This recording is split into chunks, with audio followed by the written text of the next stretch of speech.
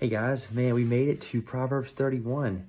Now this is, to me, is better known as like the best wife chapter, the best, the ultimate, characteristics of a noble wife. And there's a lot of things laid out to here. And us guys, we don't usually even look at half of the things that are described in this proverb. And I want you to make sure that you read this, please. Instead, we look at the outer shell of a woman, and our standards are usually pretty high. And if they, don't do something a certain way, or they don't, look a certain way, or they don't present themselves a certain way that we can show off, then a lot of times we don't give them a second look.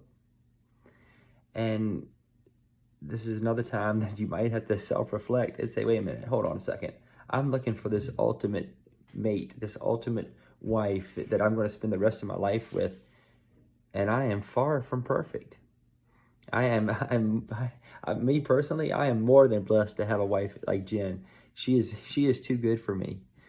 But I appreciate her. I really do. She completes me for sure.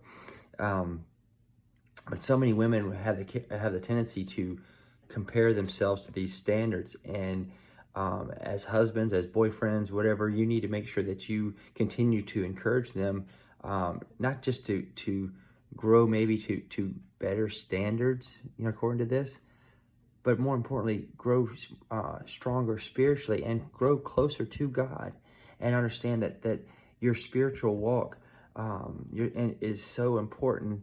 And you can't get there, you can't get down that path unless you're willing to experience spiritual growth.